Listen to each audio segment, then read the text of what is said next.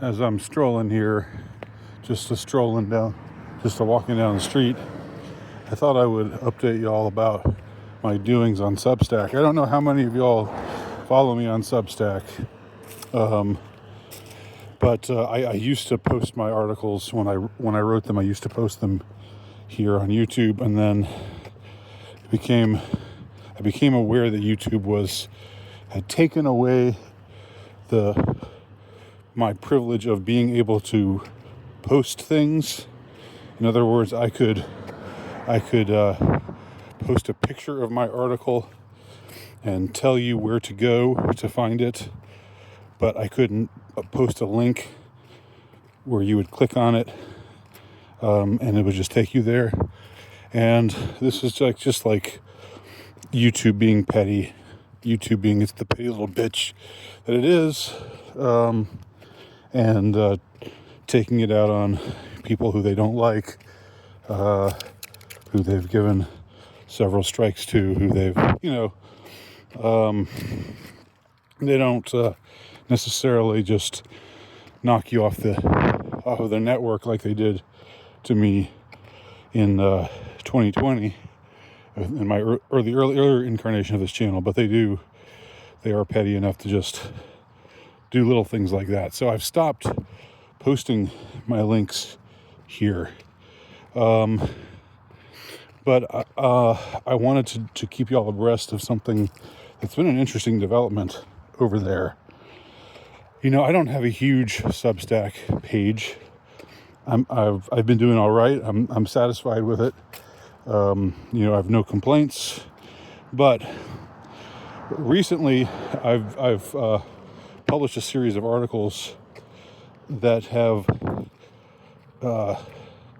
reached a lot more people than I used to, than before. And I don't know if it's probably going to taper off and die down eventually, but I have gotten a lot more subscribers or followers, whatever they're called over on Substack. I think they're subscribers. I have accumulated a lot more subscribers and gotten a lot more comments and likes than typically. The series of articles has been about what I have called the BPD-ization of contemporary women. Now, I've recorded videos here before where I've talked about this, where I've talked about how I believe that the diagnosis of BPD, or borderline personality disorder, which is diagnosed in, a certain percentage of women, and I guess a much smaller percentage of men, but it's very much a constellation of symptoms, if you want to call it that, or a constellation of behaviors that is much more womanish than male-ish. When men go bad, they go bad in a different way, with a different series of or cluster of behaviors. Men are more often categorized as psychopathic or antisocial or something like that. I don't even know whether I believe in these designations, but they're just useful. And I find borderline personality disorder, or BPD, is very useful as a syndrome of behaviors that is very recognizable, and you recognize it when the woman in your life is acting in a borderline manner. This is what comes to mind, or what should come to mind, or it's a familiar, when you read the list of symptoms, which I go over in a prior video, and you can look back at that video. If I remember to, I'll link to it here, where I talk about all of the what makes for a woman with borderline personality disorder, or BPD. So I decided recently just to write a few articles on this subject at Substack, and I thought man, I'm taking a big chance here. I'm probably going to get knocked around, called lots of things, and, arouse some anger. But by and large, that hasn't really happened yet, anyway. And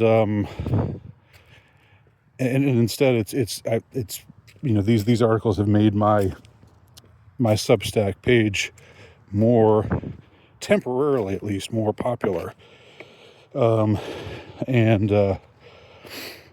So I wanted to just call attention to that. My impression is that of the potential readers that I have, anyway, the kind of readers who would read my stuff, who would be in the, around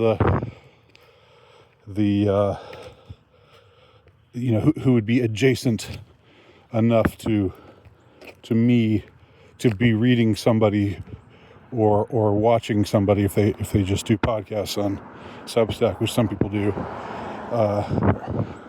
But if they're following or subscribing to people who are aligned with me in some way or adjacent to me in some way, I know that I'm reaching an audience that's probably. It's not like I'm just putting these words out there, these articles out there in front of a neutral public. I know it's already maybe a right-leaning or libertarian-leaning kind of readership, and maybe more culturally conservative readership. But at the same time, I didn't think that there would be. I didn't think that it would be so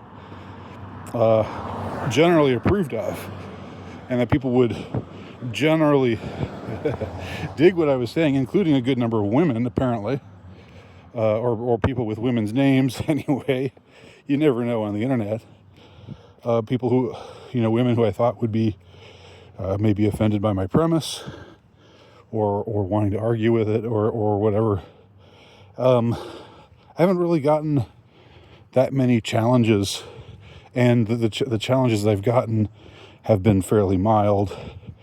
They haven't been angry. They haven't been vituperative. They haven't been vindictive. The most flack I've gotten is from MGTOW guys who think I'm too milquetoast, and because I say things like, I'm not interested in a gender war, and I'm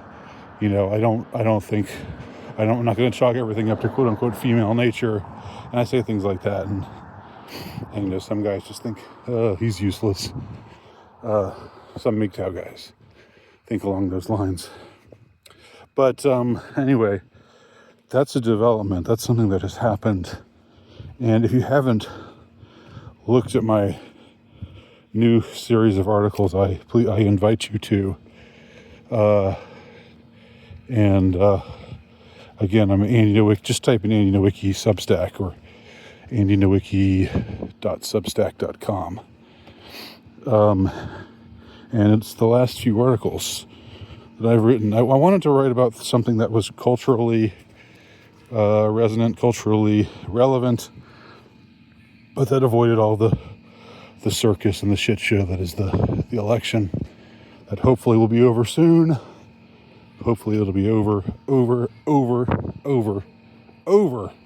soon and in the rearview mirror, but I'm not counting on anything.